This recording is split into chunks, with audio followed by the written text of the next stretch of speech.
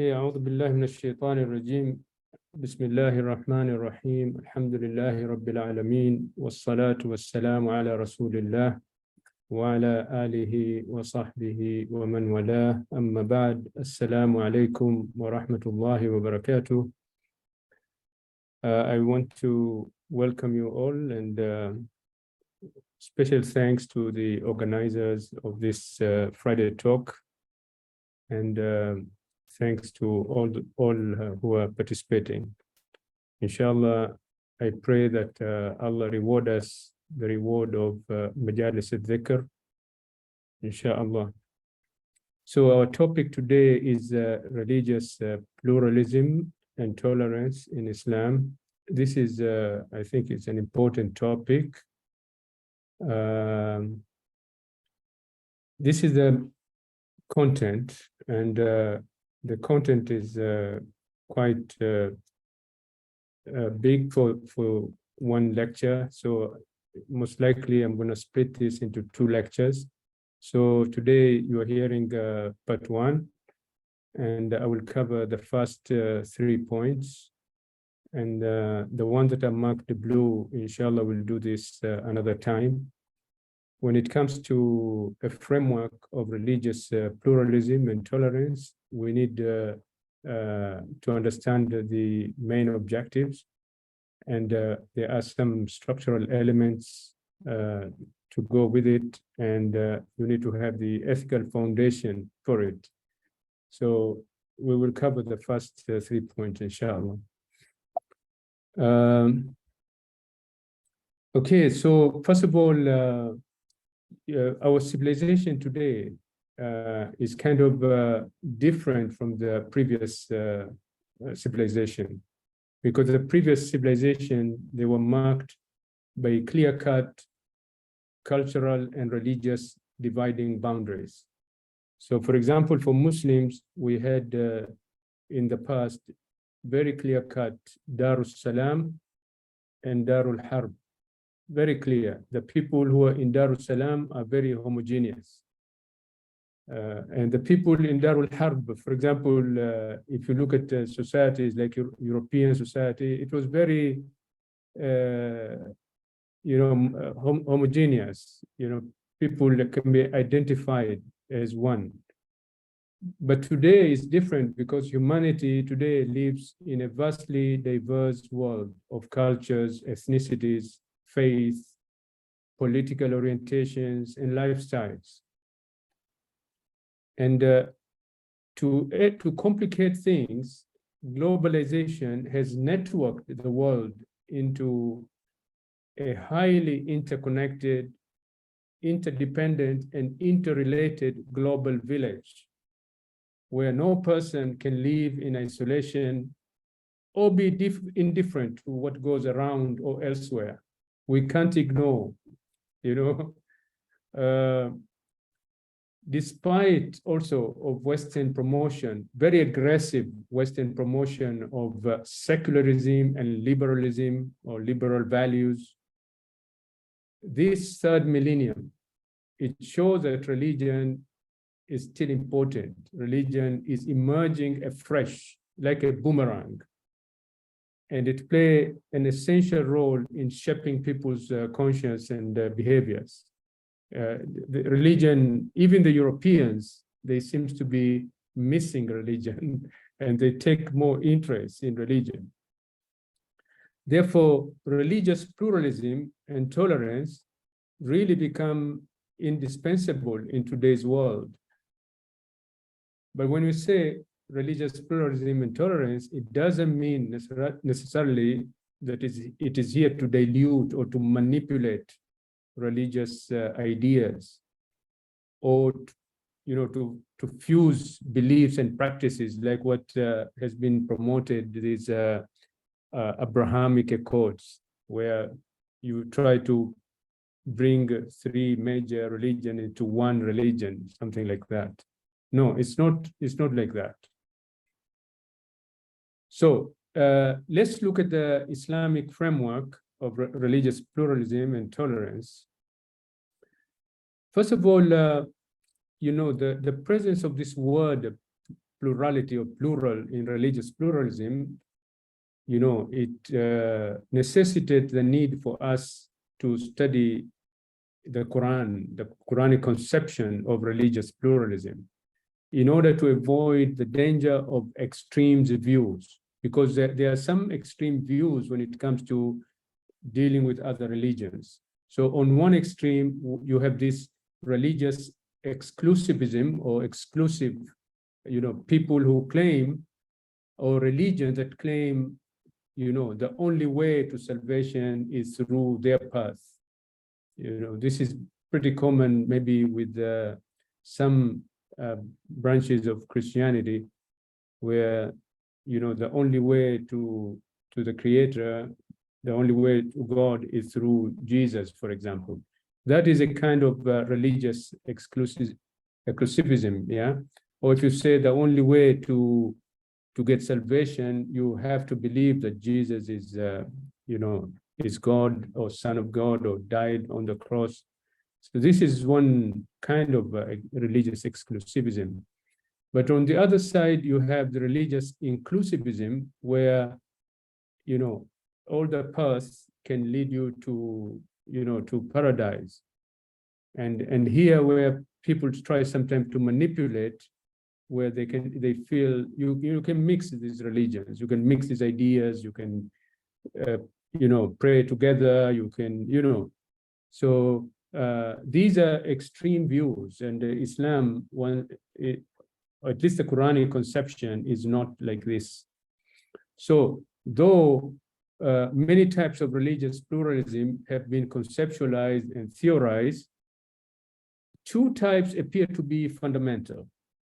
One is religious pluralism that is concerned with the religious truth and salvation. So, this is a difficult one, because every religion, it claims truth and it has its own formula for salvation. And therefore, if you take this road, it's going to be very difficult to be able to agree. But there is another concept, and this is religious pluralism, that is concerned with the ethical behavior of others. So how to deal with others in an ethical behavior. This is also referred as a normative religious pluralism. And this is the approach that the Quran is taking, and this is the approach that Islam is taking. Islam is not taking the concept of religious truth and salvation, because you can coexist with people of other religion without necessarily accepting their ideas of nature of God or salvation. You don't have to. Even when you are involved in an interfaith dialogue, to accept another person is not to accept their beliefs, it's just to accept as a human being that you can deal with him or with her ethically. So if we look at the normative religious pluralism, or this is a pluralism that is based on ethical behavior, all right? Because religious pluralism has become a complex concept. It accommodates multiple definitions, and there are a lot of discrepancies between them in terms of their objectives, the structural elements, and their ethical foundation as well. And this can lead to misleading conclusions. So because religious pluralism that is based on religious truth and salvation cannot be reconciled between religions. If you sit with a Christian, you cannot find ways, to reconcile the issue of religious truth and salvation, because they have their truth and their salvation is different than ours.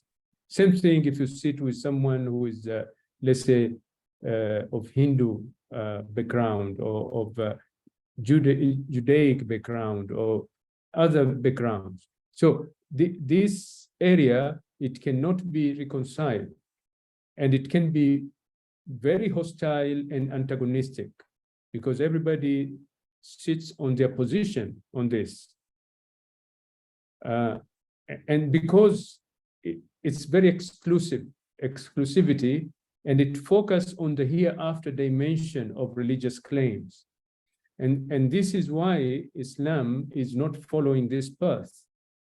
So in this respect, religious pluralism that is based on ethical behavior, or what is referred as normative, really provide the best solution that concentrates on inclusivity, because it focuses on the worldly dimension of ethical behavior of the participant.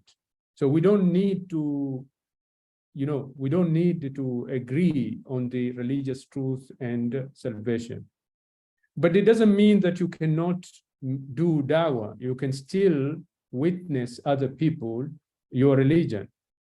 You are not forcing on people, and you still deal with them in an ethical way when it comes to coexistence. So the Islamic framework of religious pluralism is based on normative model, which corresponds very well with the Quranic teachings. The objective of normative religious pluralism is structural elements and its ethical foundation really from from what we read in the Quran. It creates a subject area where Islam and the Quran in particular, we can contribute substantially to the world by revealing the divine guidance toward this subject on both principles and application, because the Quran also tells you how to achieve it. And Islam itself has a long history of dealing, kindly, and compassionately with others. We have a long history of that, because, for example, Christianity doesn't have that history of being tolerant to others, all right? And to be able to coexist peacefully, with other religions. But Islam has a long history. Even people who are not friend to Islam, they acknowledge that. They give examples of Andalusia, for example, how Muslims live together in Europe, and Christians and Jews, even people of no religion. All right. So how we achieve that? Because of the framework that Islam provides.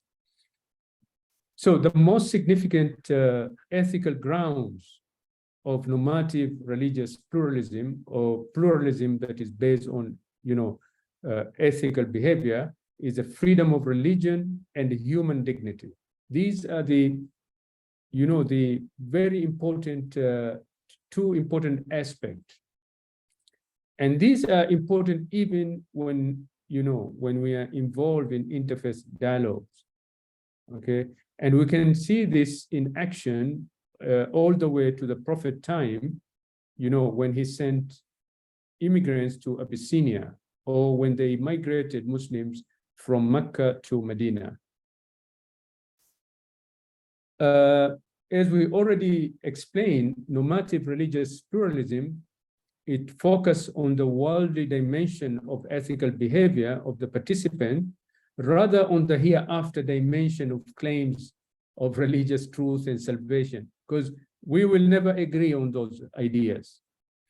Therefore, normative religious pluralism is encompassing all human beings, because we don't have to deal with the issue of religious truth and salvation. It means that, it encompasses the co-religionists, people of the same religion, or people belonging to other religions, or even people who have no religion, because all people, all humanity should be treated based on universal human ethics and human values. All right, so this is the beauty of this framework. And normative religious pluralism, it necessitates engagement in areas that are common, the commonalities.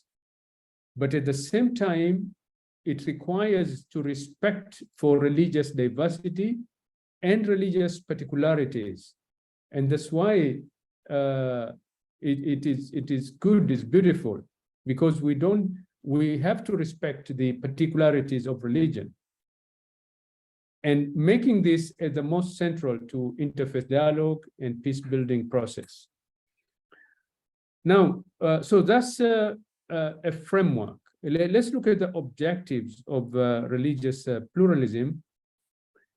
The Islamic religious pluralism is not a mere toleration of people of other faiths, because this is what we read, you know, in the West, for example, when they talk about tolerance, you know, tolerance is just to tolerate people.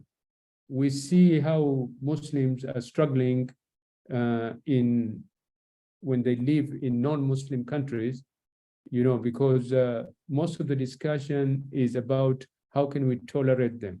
How can we bring them to the, you know, to the society? How can they be integrated?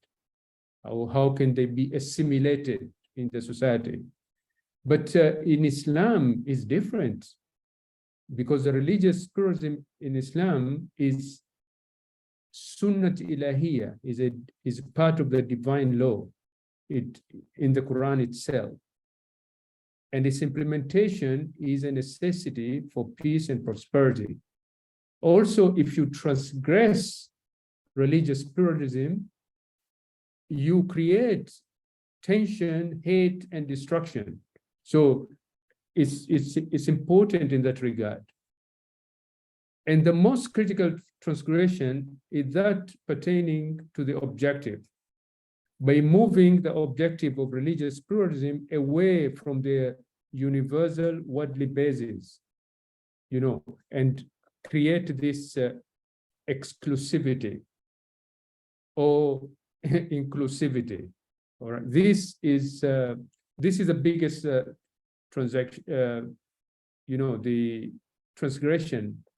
But also another kind of transgression when participants tend to use religious pluralism as a political tool to exercise power over others. We see this also is being used, or as a liberalist tool to dilute religion.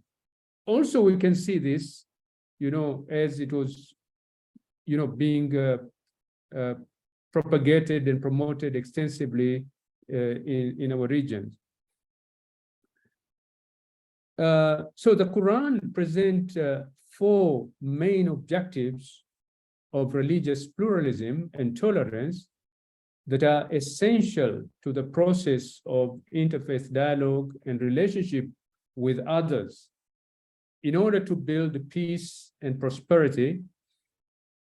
And the first one is knowledge of the other. This signifies the need for mutual understanding of ta'aruf. Ta'aruf is one of the things that Awqaf is doing during Ramadan. So they have used this theme of ta'aruf to get people of different faiths to know each other. And this comes from the Quran. So knowledge of the other is very important objective, you know, of religious pluralism in Islam and in the Quran. The other one is cooperation with the other. This signifies the need for mutual engagement or ta'awun in good, not in rengo, okay, to cooperate with others in good things, yeah, ta'awun. And the other one is competing with the other in goodness, not in rancor as well. This signifies the need for mutual contribution, you know. So we go beyond just, you know, just to tolerate others. No, we need to know each other, we need to cooperate, and we need to compete, you know, in goodness. It means that we need to contribute, tasabuq. And the last one, the fourth one, is to support the other. This is signify the need for mutual support against oppression, right? Because especially when it comes to human dignity, when it comes to religious freedom, because our religious freedom is tied with the religious freedom of others.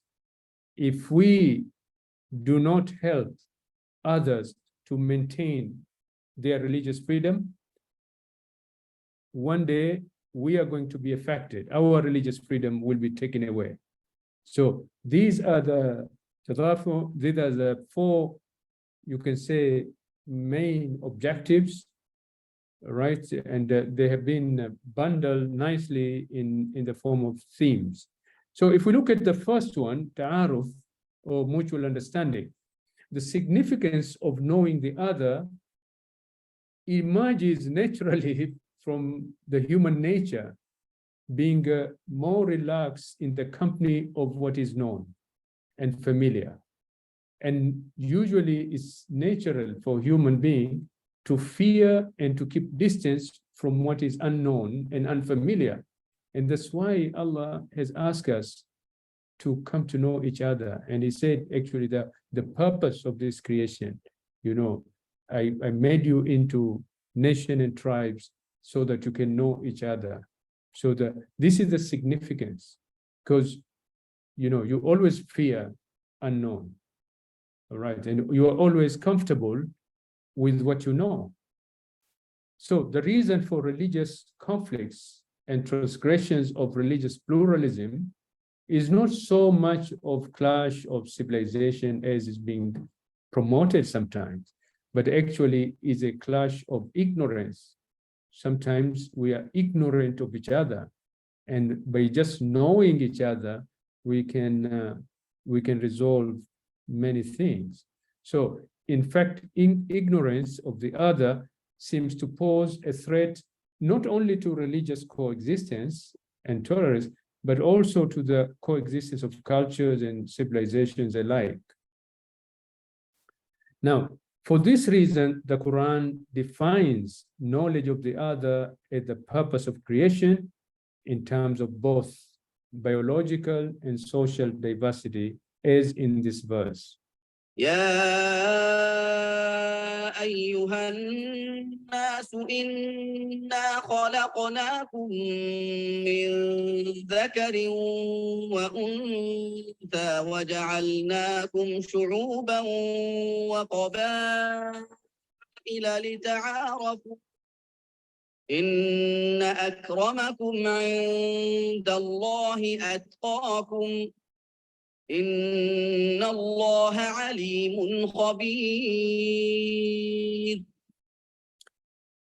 Okay, now, you know, if I give you example, you know, or context of this, of these verses, unlike the homogeneous nature of Makkans, because Makkah was very homogeneous, you know, when the Prophet ﷺ and the Muslim migrated to Medina, Medina was multicultural, you know, because you have people of the book coexisting alongside the local groups. And for this reason, the migration from Mecca to Medina is illustrated as being a migration from a tribal mentality to one of multiculturalism. Right, and this is very relevant for our situation today. So there seems to have been like a gap between the existence of diversity and human perception toward such phenomena. So in the pre-Islamic Arabia, the difference among people was understood to lead a hierarchical social order based on those differences. And this verse changed the mindset by instilling a new perception of diversity and its purpose. So the purpose is to know each other, is not to create a hierarchy so that there are people at the top who oppresses, or who control or who apply hegemony on others. No. And the verse ends with a very important message or idea that the best one among you is the one who is more God conscious. All right. So this verse has changed the mindset of people after generations and generations, to when they look at this diversity. Now we understand this diversity, the objective, we know the meaning, and how to look at it. What is the purpose? Now, there is another verse in the chapter 5, verse number 2, which calls for ta'awun, or mutual engagement with the other. And this verse, it was revealed in the context of historical conflict at Hudaybiyah between the Muslim and the Meccans, when the Meccan police actually prevented the Muslim from visiting Kaaba to perform Umrah. Now, most of you have a background of that. يا أيها الذين آمنوا لا تحلوا شعائر الله ولا الشهر الحرام ولا الهدي ولا القلائد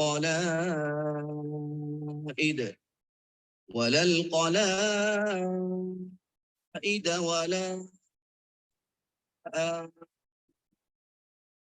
من البيت الحرام يبتغون فضلا من ربهم ورضوانا وإذا حللتم فاصطادوا ولا يجرمنكم شنآن قوم أن صدوكم عن المسجد الحرام أن تعتدوا وتعاونوا على البر والتقوى ولا تعاونوا على الإثم والعدوان واتقوا الله إن الله شديد العقاب. So the end of this verse, actually it warned Muslims from committing possible transgressions in the name of revenge. And instead, it commands them to cooperate with the other in righteousness and piety, not in sin and rancor. All right. So this is another very important objective of dealing with the others. And here you are dealing with the enemies. You are not even dealing with the people normal. You are dealing with enemies, and you are asked to have a mutual engagement, to have ta'awun in righteousness and in piety. So with the ta'aruf, the knowledge of the other, it leads you, to realization of mutual understanding, all right? But how this ta'aruf only, you don't stop it there. The mutual understanding, should lead to something even higher objective, which is a cooperation and ta'awun. Because if you just know each other, so what is next? Okay, I know this person, I know this person, I know. So what is it going to to do with that knowledge? So you need to take it to another level. Once you know each other, then you can cooperate, all right, in good things. The move from knowing the other to cooperate with the other, it means really a move from mere tolerance and coexistence to mutual engagement in the process of religious pluralism. And therefore, Islam really provides a very sophisticated framework, for dealing with others. The purpose of human relations is cooperation in righteousness and in piety, right? And as such, a purpose comes in accordance with the divine wisdom of creating humans on the basis of perpetual need of each other. Nobody is self-sufficient in this life. We always need each other. You know, this is the basis, okay? Perpetual need of each other for mutual help and cooperation. And this is part of that unchangeable divine law, sunnat ilahiyya, which does not change in this world. So the civilizational context of today's world, it really shows unprecedented proof of the significance of this concept of universal human cooperation in good works for peaceful existence of mankind. Now, the objective of ta'aruf and ta'awun signify the need for mutual understanding and mutual engagement, respectively, you know, in the process of religious pluralism. But there are other verses in the Quran where Muslims are asked to compete with the other in good works, tasabuq, which emphasizes the importance of active contribution to mankind's well-being. So, okay, ta'aruf and ta'awun, you know, but there is also a need to contribute, active contribution. ولكل وجهة هو موليها فاستبقوا الخيرات أينما تكونوا يأتي بكم الله جميعا إن الله على كل شيء قدير وأنزلنا إليك الكتاب بالحق مصدقا لما بين يديه من الكتاب ومهيمنا عليه فاحكم بينهم بما أنزل الله ولا تتبع أهواءهم عما جاءك من الحق لكل جعلنا منكم شرعة ومنهاجا ولو شاء الله لجعلكم أمة واحدة ولكن ليبلوكم فيما آتاكم فاستبقوا الخيرات إلى الله مرجعكم جميعا فينبئكم بما كنتم فيه تختلفون. So when the three objectives, you know, they are taken together, they really form a dynamic movement of extension from mere understanding to engagement to active contribution. This is how we're supposed to deal with others. And the term strive together as in race towards all that is good in these two verses, it really implies the noble competition that inspires and encourages people to do what is good. All right. So the last one, you know, this is another main objective of religious pluralism in Islam. It recognizes, you know, the mutual support between people of different religions. Now, compared to the previous three objectives, this one seems to be a little bit more difficult because the objective of mutual support really creates a real test for religious pluralism. You know, how can a religiously committed people express support for religion different from their own. The objective here of mutual support between religions concerns mainly the protection of religious freedom and human dignity. It's not the protection of, their beliefs and their formula for salvation. We are not concerned about that, but we are concerned about, protection of their religious freedom. So, and the human dignity, because human has been dignified by God. لَقَدْ كَرَّمْنَا بَنِي آدَمَ. It doesn't say لَقَدْ كَرَّمْنَا مُسْلِمِينَ or مُؤْمِنِينَ. لَقَدْ كَرَّمْنَا بَنِي آدَمَ. And religious freedom, because Allah also says, لَا إِكْرَاهَ فِي الدِّينِ.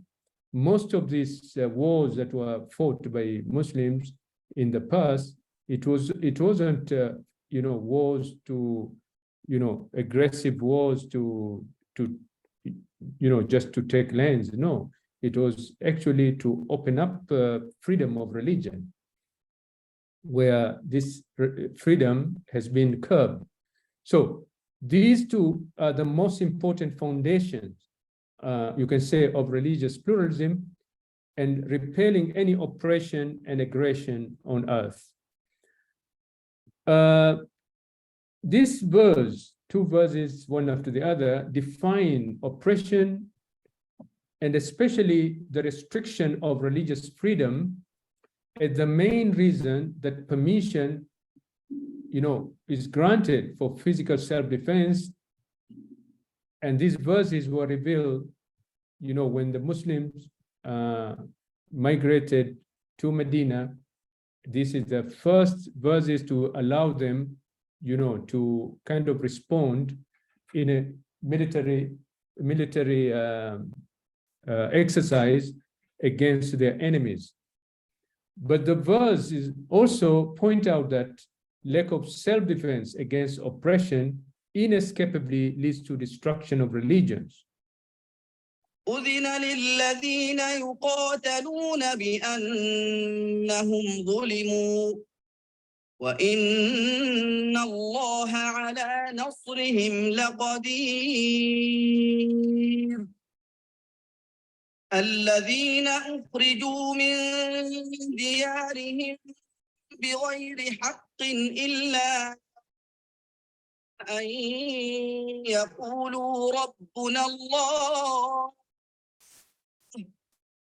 ولولا دفع الله الناس بعضهم ببعض لهدمت صوامع وبيع وصلوات ومساجد يذكر فيها اسم الله كثيرا ولينصرن الله من ينصره إن الله لقوي عزيز. So protection of religious freedom requires religiously mutual support. All right. And if religions fail to do this, they jeopardize not only their own existence, but also the meaningful existence of all humanity. Therefore, the objective of mutual support between religions concerns the protection of religion, any religion, and the protection of human life, from any kind of corruption, because of the human dignity is important. So in conclusion, on the objectives of religious pluralism in Islam and tolerance, Islam defines four main objectives of religious pluralism and therefore human relationship. Because when you talk about religious pluralism, we're talking about human relationship, how we relate to others. And the four main objective is, in ascending order, the mutual understanding, the mutual engagement, the mutual contribution, and the mutual support. The Quranic verses related to these objectives, they were revealed in Medina, which was a multicultural, multi-religion environment. in the context of contemporary world, the world that we live today, you know, mutual understanding, mutual engagement, mutual contribution, and mutual support are vital for peace building. Given an increasing hostile climate, you know, we read this every day in many parts of the world, especially in the West, but these days, even in the East, in India, in Burma, in other places, where there is a banning of religious sites, banning of religious scriptures, banning of the Quran, and insulting of prophets, even by people that are in very high-powered position. These have become common acts. And this is a framework that, you know, they need to look at. So now I will move into the last part for today, and this is a structural element of religious pluralism. I hope I'll be able to cover this. So the process of religious pluralism and tolerance in Islam is grounded on three structural elements. One is commonality, diversity, and constructive conversation. Now, the Quran opposes any claim of religious exclusivism or religious inclusivism. It opposes, you know, and you know, there are many verses actually which reprimand, you know, the people of the book on their claim that they are the only one who will be saved. You know, the Jews, they think they are chosen people and they're the only one, you know, who will be saved. And the Christians also make a kind of similar claim. So religious exclusivism disregard religious commonality, because these religions, they have a lot of things that are common. We have many common things with every religion. Even in Hinduism, you know, there are many things, you know, that you can find in common. And of course, we have differences. You know, for example, promotion of moral behavior and, you know, things like that. Respect for 10 commandments in Christianity, for example. You know, there are many concepts that are similar. So religion, they have these commonalities. But, and the reason they have commonality, because many of the religion, especially the three major religion, Christianity, Islam, and Judaism, they come from same source. So religious inclusivism also ignores religious particularity. You know, those people who think they can have something like Abrahamic Accords, you know, building places where all people of all religion, they come and they pray together, and, you know, Jews, Christians, Hindus, and others, and, you know, this also is the Quran opposes this, because there are particularities of religions. You know, you can't have inclusivism because you are ignoring religious particularities. So when we talk about commonality, commonality is the feelings of unity that is emerging from common features shared by different religious subjects, taking part in the process of religious pluralism or interfaith relationship. And its main function is to lay common ground upon which religious particularity can interact and can flourish. Therefore, commonality is an essential structure of religious pluralism, for without it, religious coexistence will be impossible. And the Quran presents at least, you know, two types of religious commonality. You can say the moral and spiritual. The Quran asserts moral commonality, which is the one that creates a feeling of unity among all the people, all humanity. So this verse, it indicates the existence of a moral commonality within and among human beings, which form the basis actually of human brotherhood, human nature, human relations that make ample accommodation for religious pluralism. يا أيها الناس اتقوا ربكم الذي خلقكم من نفس واحدة وخلق منها زوجها وبث منهما رجالا كثيرا ونساء واتقوا الله الذي تساءلون به والأرحام إن الله كان عليكم رقيبا. So that's a translation for our viewers who do not speak Arabic, and I didn't include all the translation with other verses, but I gave the references. So maybe after lectures, if anybody is interested to go a little bit deeper, can find the translation of that. So that was a moral commonality, all right? Because I said before, I said the Quran presents at least two types of religious commonality. One is moral, and one is spiritual. So we just saw this moral. So the spiritual, the Quran also asserts spiritual commonality between all human beings that can be traced through one God, one complete chain of prophethood for all human beings, and the unity of scripture. وأنزلنا إليك الكتاب بالحق مصدقا لما بين يديه من الكتاب ومهيمنا عليه فاحكم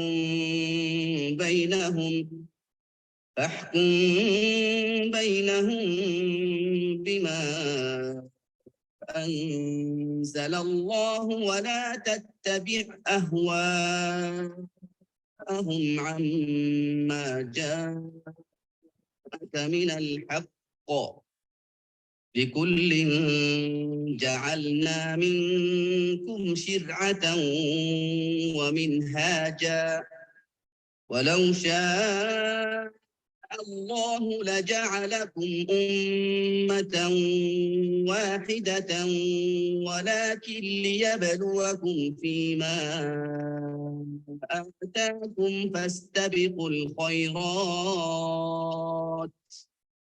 إلى الله مرجعكم جميعا فينبئكم بما كنتم فيه تختلفون.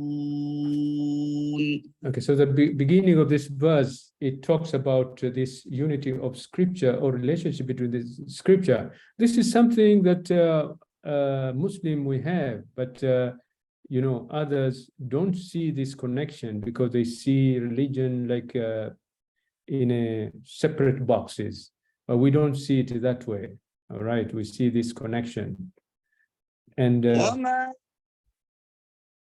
أرسلنا من قبلك من رسول إلا نوحي إليه أنه لا إله إلا أنا فاعبدون. So this is another verse that shows, you know, both it shows that, you know, this chain of prophets that have been sent to us, and all of them, they have taught the same thing, you know, to direct us, you know, to believe and to worship one God. وإلهكم إله واحد لا إله إلا هو الرحمن الرحيم.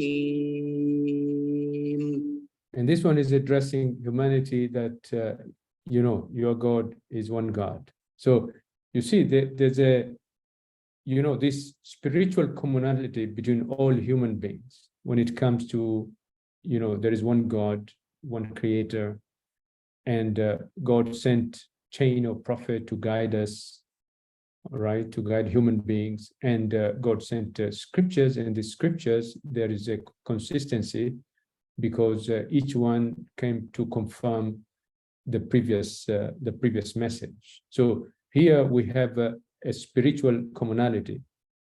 But not only that, the Quran also depicts all human souls in the spiritual realm before their existence in the material world as one harmonious body, obeying the commands of one God.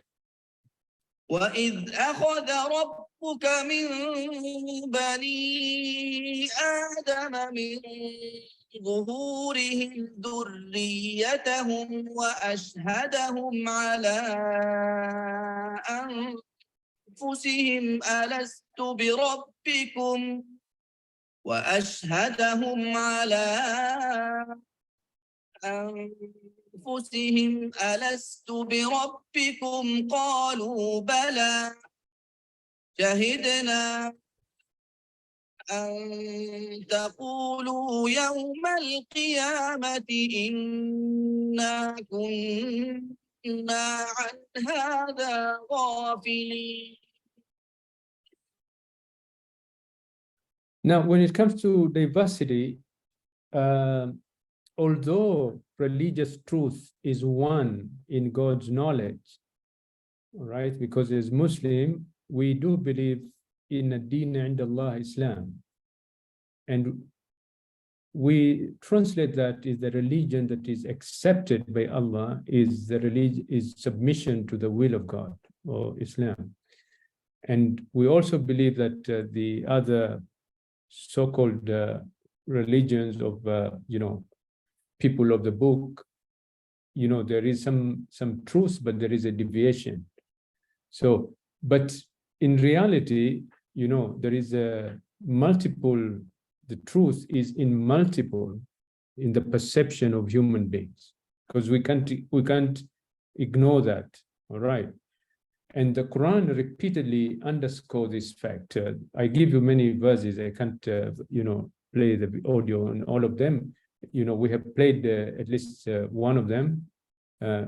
Okay. So the Quran also clearly states that it is impossible people altogether to agree to a single religious truth.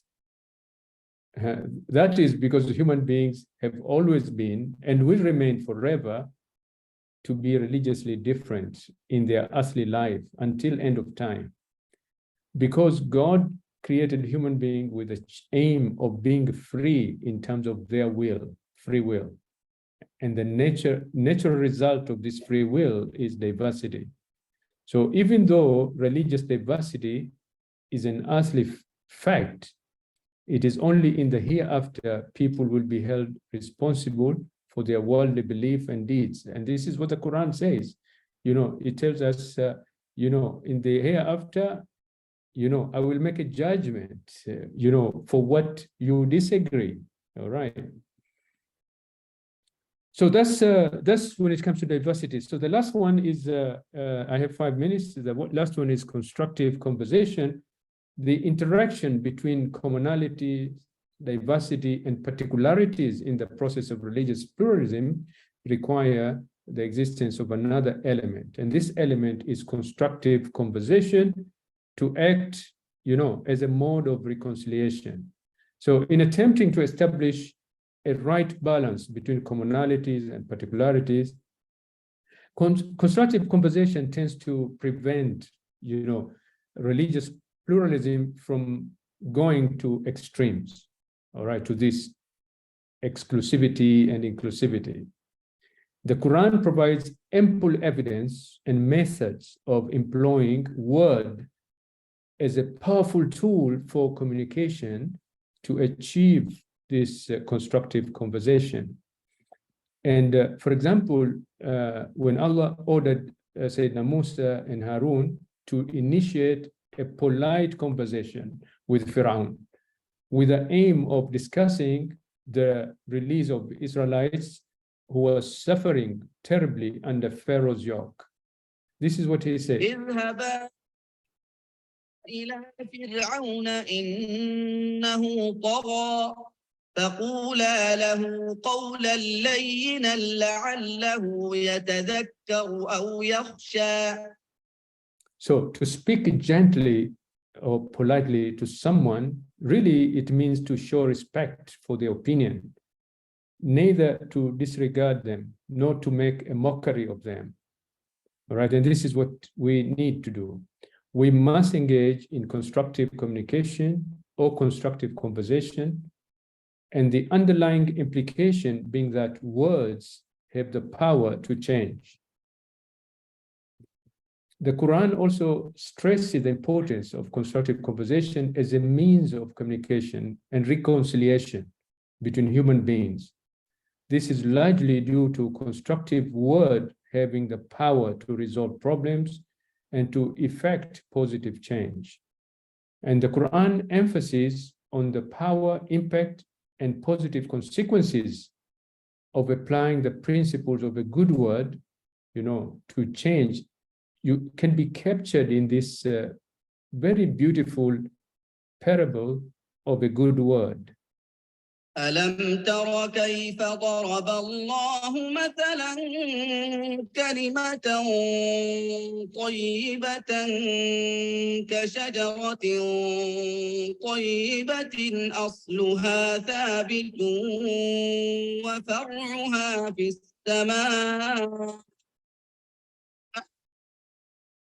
تؤتي أكلها كل حين بإذن ربها ويضرب الله الأمثال للناس لعلهم يتذكرون.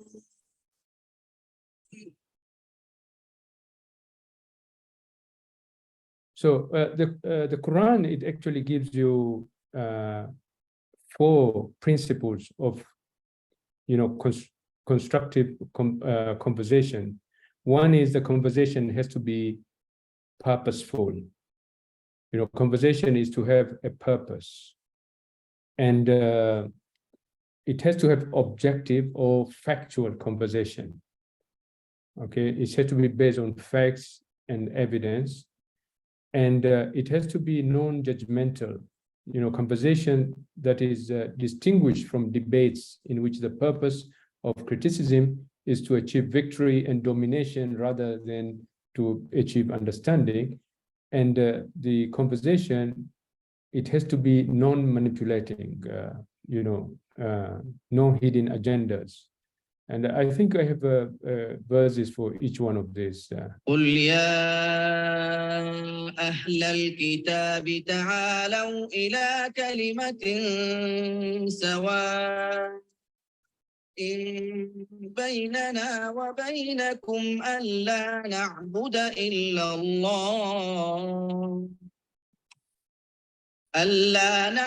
إلا الله ولا نشرك به شيئا ولا يتخذ بعضنا بعضا أربابا من دون الله